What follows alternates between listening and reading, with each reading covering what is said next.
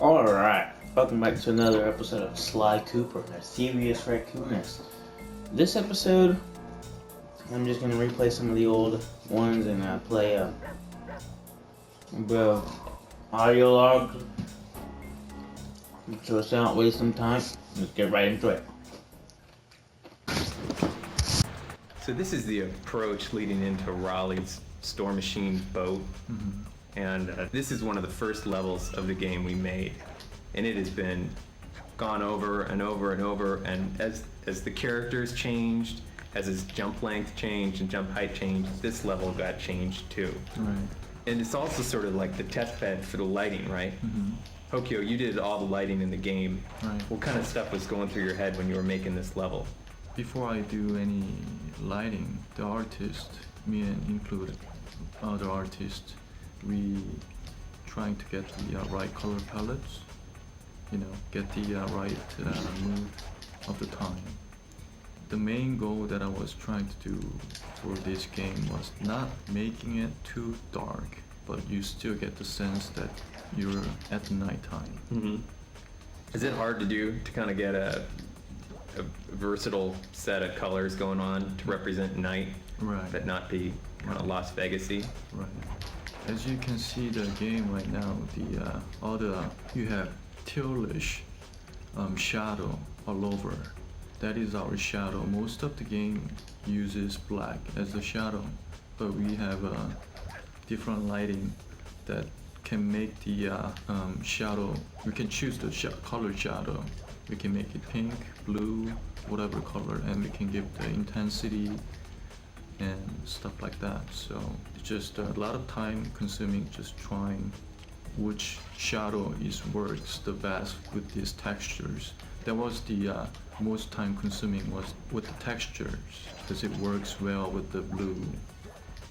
If it doesn't, then we slightly change the saturations or the colors of the textures. We did a lot of process on those in this level. How many times do you reckon you went through this level and relit it? Maybe more than 30 times. Whoa. Yeah. That is intense. Yeah. Because we're dealing with the fog and the shadow, and the most important thing is the brightness. If the game is too dark, everybody has a different TVs, so it might look very dark on some people's TV and might look very washed out, very bright. So that was very challenging for me to making it, kind of getting it right, the brightness. You've got a really weird setup here at work where you've got your computer monitor and then 3 TVs right next to each other while you're doing your lighting.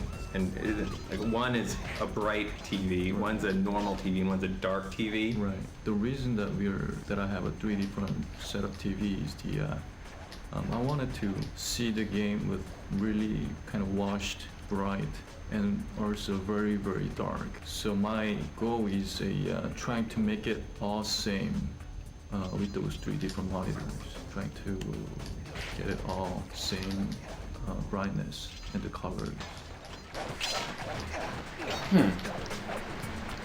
Okay.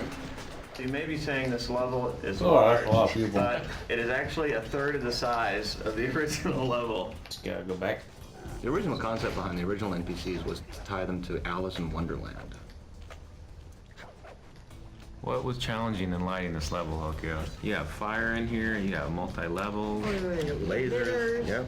Okay, the hardest thing for this level was you have 2 different kind of a set of mood. One is very cold. Yeah, speak You up a bit. start with cold, and at the end you get hot. So we have we can only use one fog in this level, actually for every level. So choosing the right color of the fog was very difficult to stay kind of same. I mean, Keep it consistent with the other levels. right. Just having that progression from cool to warm from the high start. Wasn't there an octopus, or was that in a long, long time ago? That was in a long, long time ago for this With level. the tentacles were there behind. It was behind. It was behind. We were the very door. sad when it was removed. Yeah. It was quite large. It was a huge octopus head, and you got to knock its eyeballs out of its sockets and knock its teeth out of its And its eyes head. looked it. Yeah. Yeah. It was pretty creepy, wasn't it? And he had a bow tie. Our NPCs were all kind of formal, wearing formal wear. After doing the crankshaft level, we decided that it would be impossible to finish this game with levels that are that size. So we decided we were kind of in this mode where, okay, that was a regular big level, and we'll also do these smaller levels that are kind of bonusy. And we wanted to do one that was just pretty much all secure, as much security as I could put in. So this was going to be a small security level, and it ended up being actually pretty Good, great size. a good size. For security in the game, we decided to go with a kind of one free hit per system, I guess you could say, where they're kind of in sensor mode. They're yellow, and they don't actually cause damage to you if you trigger it, but it sets off the alarm and changes them to a damage, this kind of red damaging state. And we primarily did that, for inexperienced players to give them an extra chance to get through, instead of just hurting them every time. And also because we like the idea of you running around while the alarms are blaring, and it's loud, it's a little disorienting. It's something, if it immediately burned you, a lot of people would probably, die then and wouldn't get that experience of running around while the alarms are blaring. So we thought that was a good thing. So we switched to the kind of one free hit, I guess, per system. We were under really tight constraints. The challenges of creating this environment, one of our best traits is that we have a great way of communicating. So between the designer, modeler, and texturers, we made sure that whatever we were creating could get done in the time we had available. We really adjusted when we had to. We adjusted things in the model to work for gameplay. And then also before I did my final handoff, I really talked to the texture artist, because he had a limited amount of time, and said, hey, this is what I did. And I really tried to model it toward him being able to texture it in a fast period of time and also look great. So it was really great. We really talked about, and we learned a lot about our game designer process through this. After this, Rob started doing almost all the elevation final, doing any turns, adding any elevation changes, and so it really helped the whole process along the way. And this is also I think our last level that had split collision versus what you see on screen versus what you kind of the physics that you're running around on. So this really was A transition. a transition from how we did levels, and it was I think it really helped us get in a position where we could finish the game. Yeah, it's totally true. We can do stuff fast, yeah. I'm not ready, but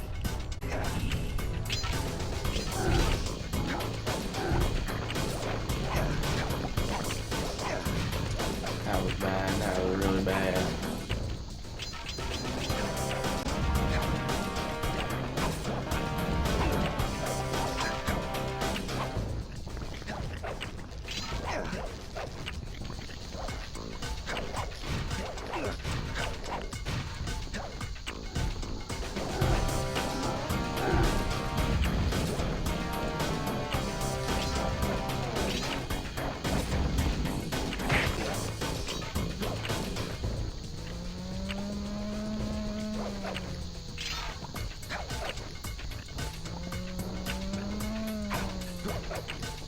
Come on now, God.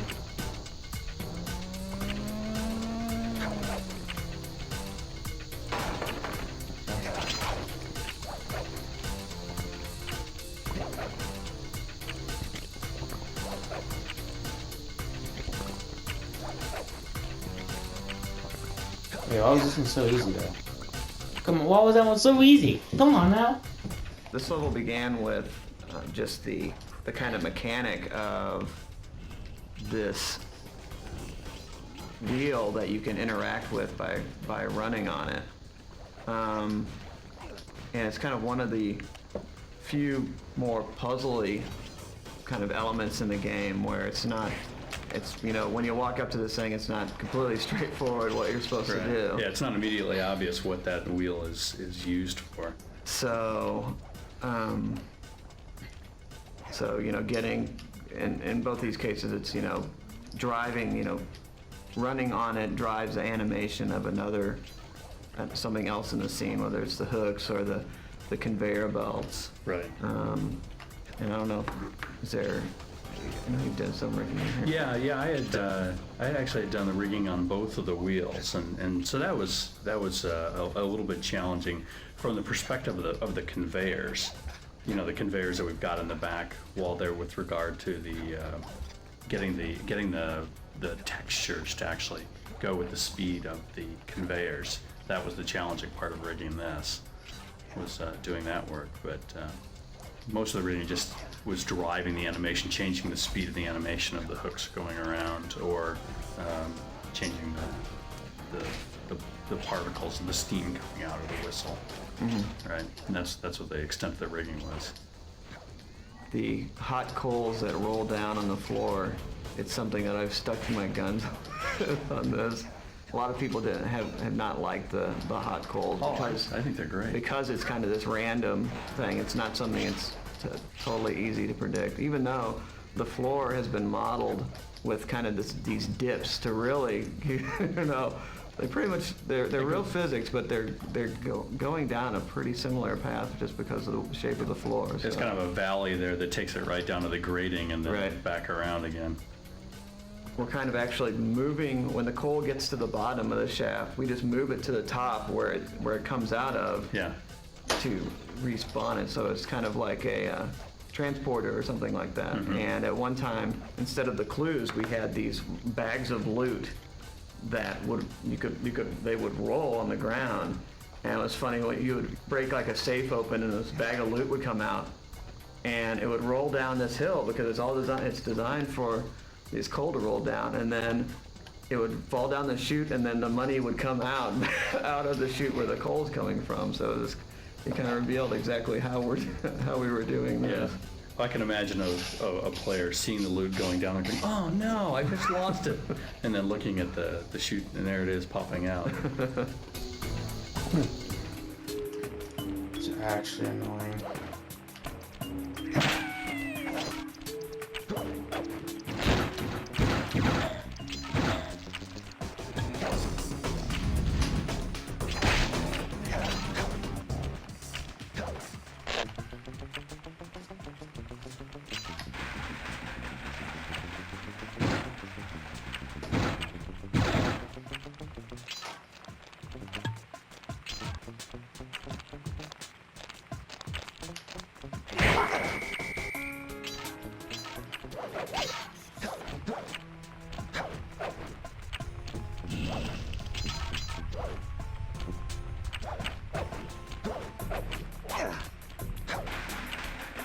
You seeing this?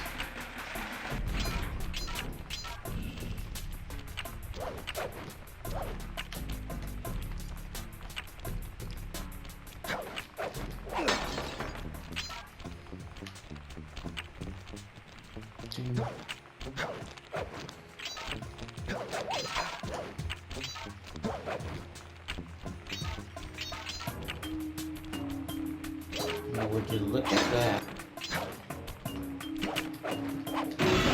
Oh yeah, I see it now. There we go. That was easy. This is another one of these levels where actually the key is available right at the beginning. You can see where it is. It's a little small, but close to that main, that first elevator when you go in, and so you're going to end up going into the level and coming all the way back out on a different level. Brian actually did some initial, like, kind of level layouts for this. Yes. And that's what got me started in the kind of really double-deckering the game path in here. And we did that in other places too, but this was like the first where we really did a serious double-decker, different types of kind of challenges on the top and the bottom. And right. And Hoagie also did the texture maps for all the NPCs kind of really unified their kind of visual style in a really good way. The main problem for our levels, I mean, my goal is to make it not dark, but give it the night sense. And especially like this level is interior, but you still get the night light. So it was pretty difficult for me to do the lighting at first. I know we've changed lighting models 3 times? 3 times. Right. So each time you got to learn the new tricks of the new lights and then Right. change all those out. Right. That was kind of difficult at first, learning through the new lighting system. Mm-hmm. But it really helped the visual since we have the shadow. Most of the game doesn't have the shadow system, so shadow turns to just a black. They cannot make it to the colors, and thanks to our programmers that made it happen. When you collect the key on this level or any of the other levels, you'll notice that the background kind of completely goes dark, and we kind of go into this letterbox and show you this animation of Sly picking the key, and it's kind of funny. We use this alternate lighting model to darken everything else at this very base level. It was a weird kind of just hack feature I put in to just darken everything.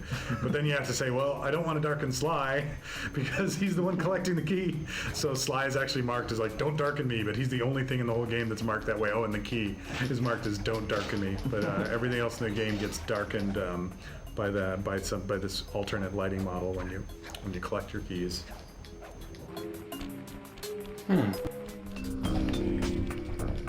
Alright, let's see. A bit difficult.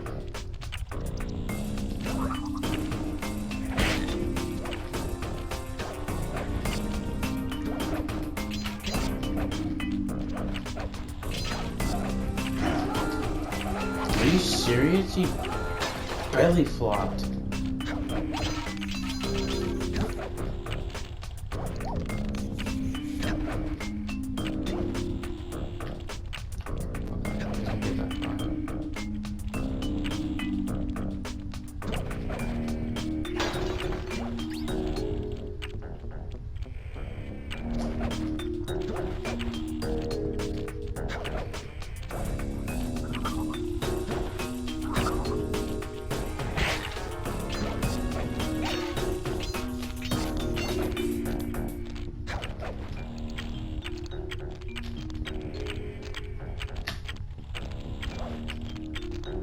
Well, that's not good. You freaking, I'm nowhere near it. Dude.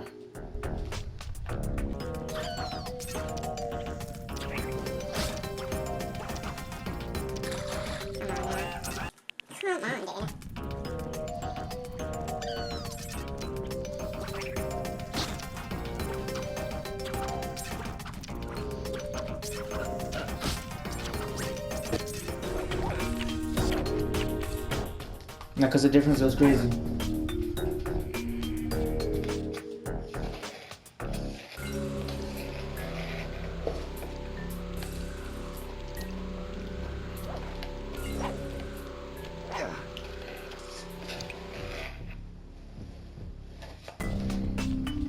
So this started off as a puzzle where you were going to come to the end of this boat deck, and actually the top of the boat deck where the first starfish throwing NPC now is, was going to be the training section.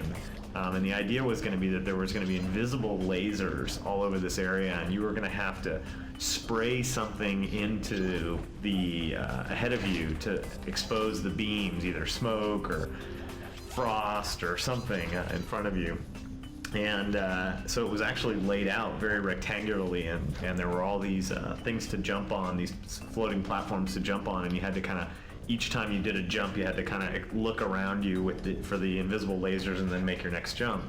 And as we backed away from the puzzly, slower gameplay, that was the first idea that went away. Yeah. So then what came? Well, there was also the idea of once you got to the rear set of the buoys that floated on the water, that there was a giant fish that was sitting below you. Yeah, the giant fish. And he was the one that paced you and made you want to move forward faster and get through the level, or otherwise he'd come up and gobble you up. Yeah, so the giant fish, he got cut. Giant fish got cut. We definitely learned a thing or two about physics engines in games. How the predictability of something animated over relying on the physics engine to work itself out is usually... Yeah, the physics engine tends to work well in really clean, isolated situations, or in shrapnel, or in other situations where you want good-looking sort of ambient animation, but not as good for stuff that has to work 100% of the time, super predictably. And then I think environmentally, I think this was one of our first levels that really had a good kind of I don't know, misty, really rich kind of textured feel to it. You know, the fire on the side, which you can see from outside, and the approach even. All the like the moss hanging off of everything, and just the kind of a lot of really kind of organic richness in this level, especially back, you know, then there was fish and all that stuff. The waters, you know, being space warped, and you know, has some interesting stuff going on, and you know, all the surface effects that the texture artists put in, all really, I think, made this a really good-looking level, and one that we kept investing in because it was something that, you know, the surroundings were so appealing that we wanted to make sure we used it in a really constructive way. The wisps floating through the air and whatnot, but with the fire in the background, brought out a great richness in the environment. I remember when I first loaded it into the world after it had just gone through this massive change. And it was just one of the most spectacularly beautiful levels that we had at the time. That it was just exciting to go back and play through it. Okay. Alright. Let's get in this.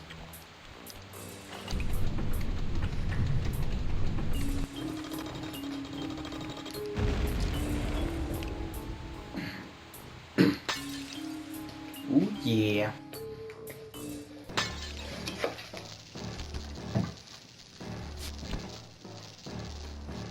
There he is. We have a guest.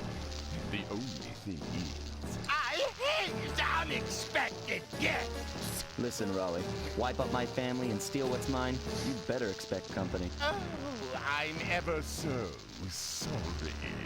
How sloppy of me not to finish the job. Obviously, we should have snuffed you out as well. So, without further ado, let me make an end as I want. Floating to gargantuan size and squashing you like the insignificant bug that you are. Bring it on. Yeah. Oh crap.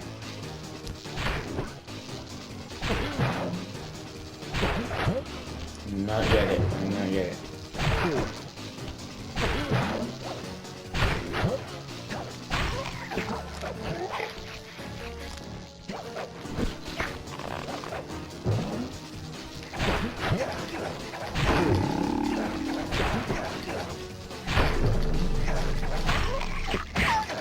Oh, there you go, there you go. I get it now. I get it now. Oh, I can barely move. I can't move. What the heck? I couldn't freaking move.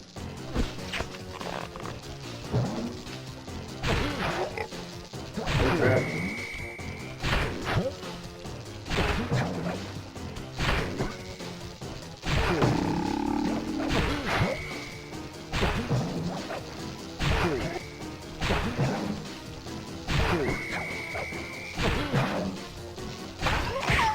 There we go. I use little cheats to do it, but yeah, that's fine. Whoa.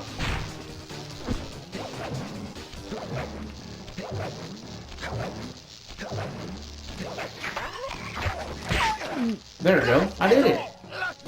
You've beaten me. Well, gloat all you want, Sly Cooper. You're no match for Mugshot, my villainous cohort in Utah. You'll see. Mesa City is so well guarded, a snake couldn't slither in without setting off alarms.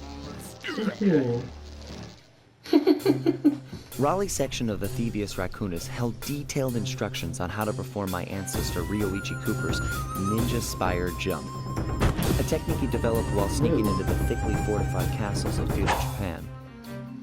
Finding a way off Raleigh's boat got a little tricky with the untimely arrival of Inspector Fox, who, failing to find me, busted Raleigh and his crew.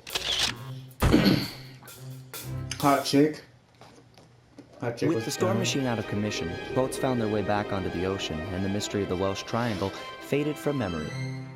The Bermuda Triangle. My gang and I loafed around England for a while, enjoying the pleasant weather, and then headed back home, excited for our next heist.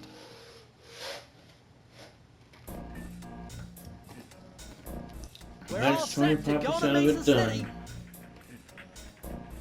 What the frick are you doing, Murray? Woohoo! Oh yeah, look at him. You're going sicko mode. Alright. Guess for the next one. Like flashbacks, you know? So. We're all set to go to Mesa City. Everything is done here, no?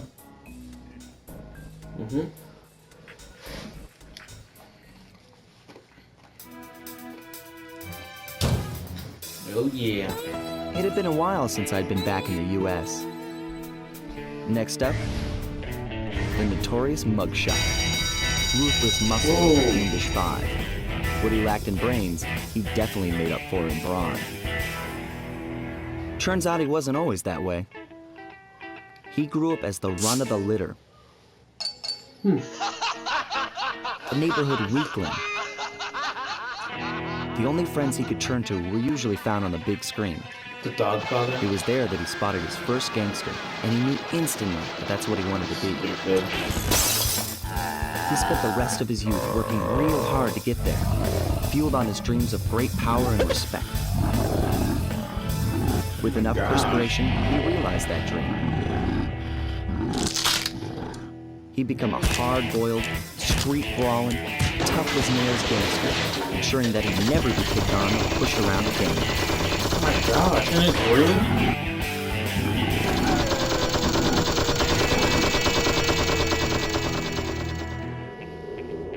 So he's holed up in Mesa City, huh? I've always wanted to go to that thriving American boom town.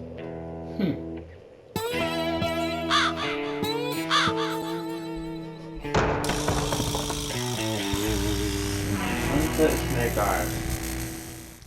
Okay.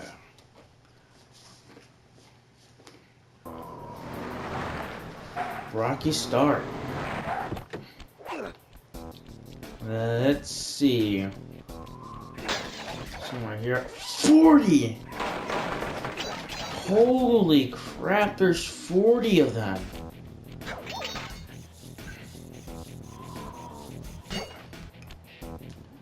Okay, let's see. I thought you said Mesa City was going to be loud and busy. This looks more like a ghost town. Something's happened. Where is everyone? I don't know, but it's starting to give me the creeps. What do you say we take off? And miss all the fun? Besides, I want to try out that new move I got from Raleigh's section of the thievius racconus. You mean the ninja spire jump? Yeah. Do me a favor and read me the instructions again. To landeth safely upon diminutive points, leapeth lively and presseth the triggering device with the round geometrical object emblazoned upon it. So jump and hit the circle button to land on narrow spots. That's a rough translation. Alright, let's see. Ooh. Look at that.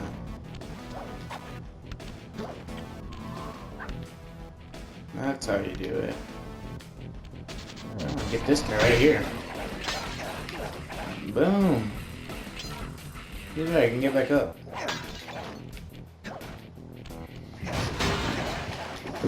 Okay. I had the roll. Those are pretty good for speed runs. I guess I only use a roll when I have to speed on it.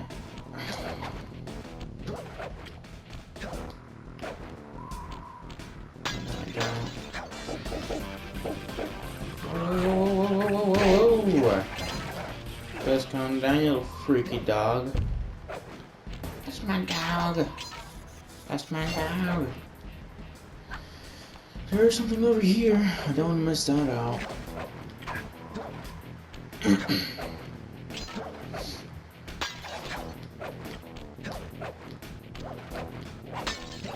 I don't know why is this is weird. One of the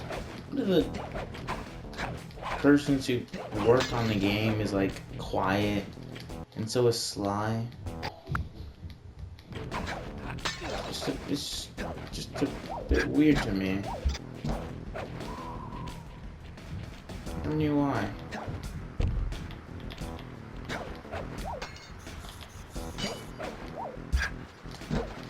Hey. Stupid freaking dog. That's not dog. Whoa! Calm your butt down. Holy crap. Thanks for opening it for me though. He's really quiet here. What's with those flashing lights? The latest in high-tech security. Electronic floor sensors. Step on them and you're a goner. Nice touch. They're safe to walk on while flashing, but it also means they're about to switch to a different sector.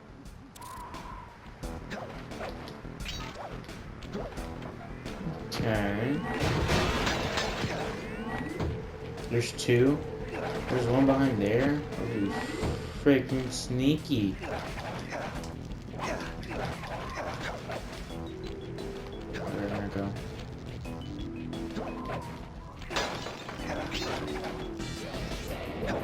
Whoa! Calm your butt down. Freaking dog. That's my dog. That's my dog. That's my... Freak out of here, dude. So many different people, man. Anything down there? No, I had to go up here.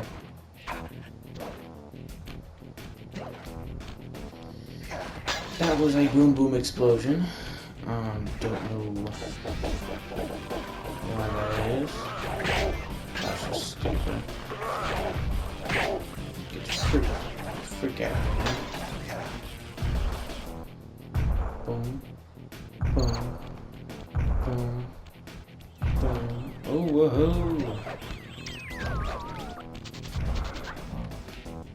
What's taking this one right there? You can't fool me. Can't fool.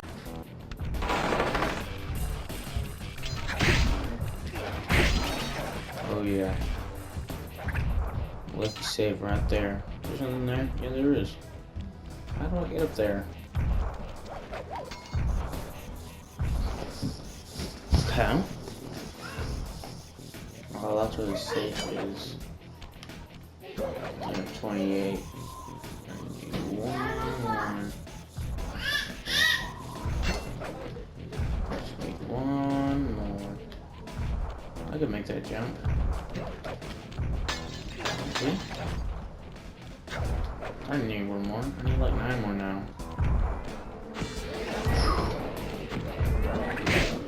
Oh, yeah. I'm going to the pound. These are slower.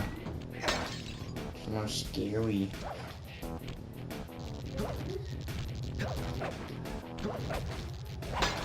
That was close.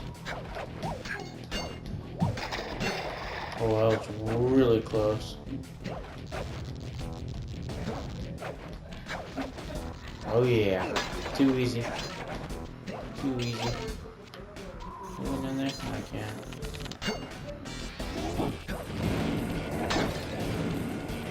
Freaking scaring me. Well, that's it. No way. No way. No way.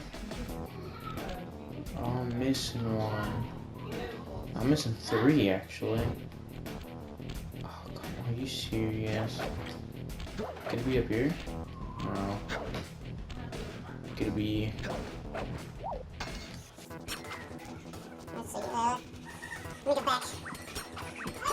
Maybe we go over here. Oh gosh. Oh, there's one right there. I don't miss that. There we go. There we go. Oh crap, I didn't even do that.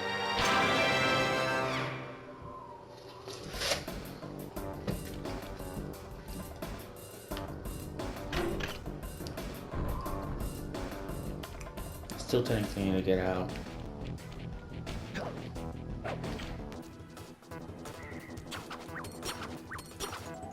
Let's see if I remember where the safe is.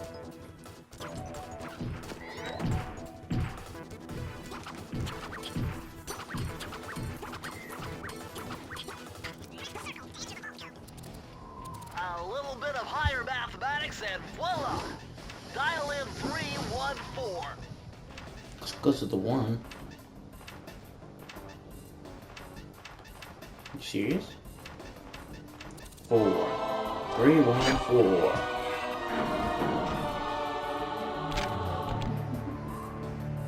Let's see. Outstanding!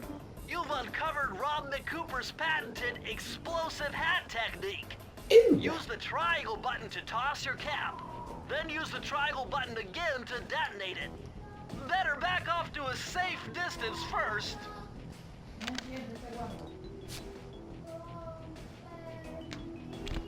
Oh, I need it for a trophy. I need 2 Amy's. Oh, didn't do it. I thought I saw the roll. There's a lot of these at the end of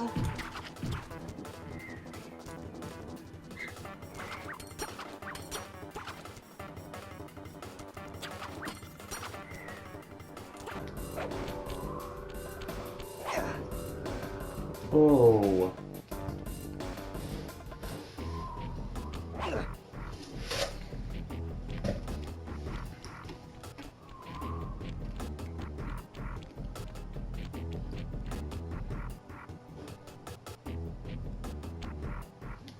This is the Mudshot place. certainly isn't shy. Okay, so we know he's here somewhere, but how are we supposed to find him? Mesa City is a big place. Given that he's a bulldog, it seems only reasonable to assume that he'd choose to live in a giant fire hydrant. That's some sound logic, Sly. Now you just need to find a way to break into the building's base. Oh, I'm sure I'll think of something. So that's the map. Oh, there's so many. Oh, at least this one doesn't have anything. So only 2 of them have the time thing, and 2 of them don't. That means something. But that's for the next episode. This episode was actually pretty good. Is this gonna fall? Nope, I guess not. Yeah, this was a good episode.